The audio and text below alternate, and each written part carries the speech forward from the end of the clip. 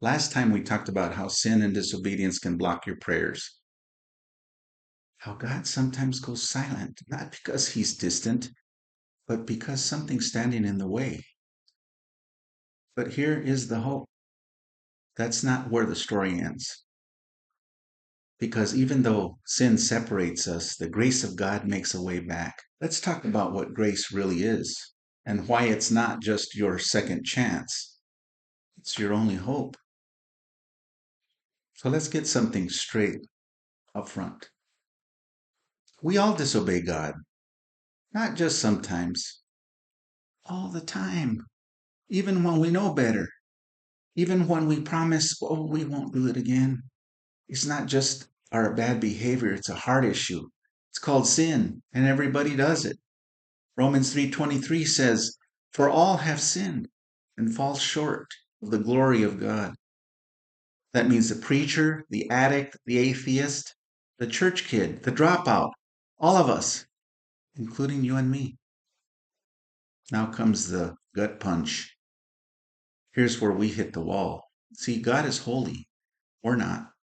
Sin separates us from Him, and no amount of good deeds can fix it. That's where grace steps in. Some of you may be asking, what is grace? I've heard of it for years, and I either need to be reminded or define it for me. The word grace is in Greek is charis, but charis means unmerited favor, a gift you didn't earn, kindness freely given.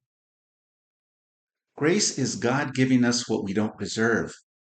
Let that sink in. Forgiveness, love, eternal life, even though we failed Him.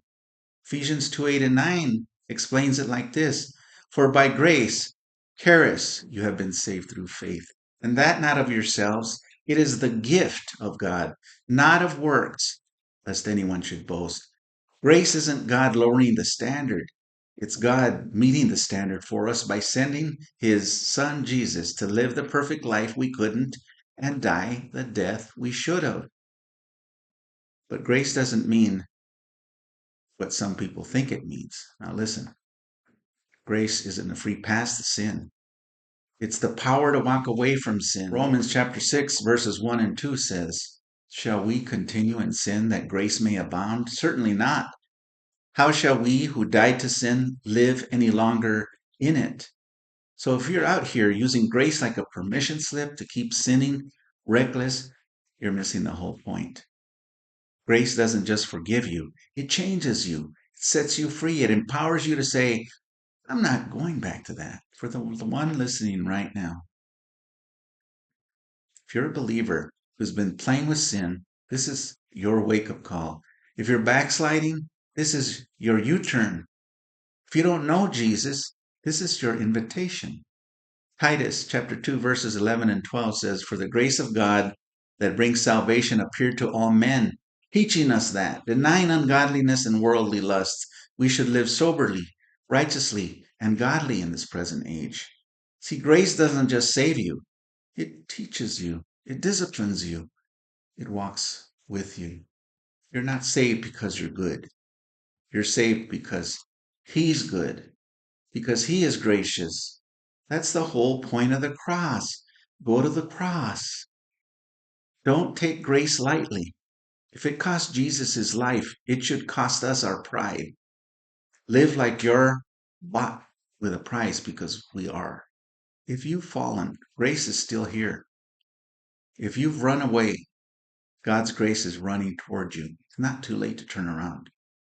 Turn around and face Him. He will embrace you if you come to Him. See, Jesus didn't come to rub your sin in. He came to rub it out. And He did it by grace. Receive it. Walk in it. Let it change everything. And here's an acrostic to take with you. Grace, Grace, God's riches at Christ's expense. My hope is that this helped you. So please like and subscribe. And if you know anyone else who needs to hear this, will you share it with them? Thank you.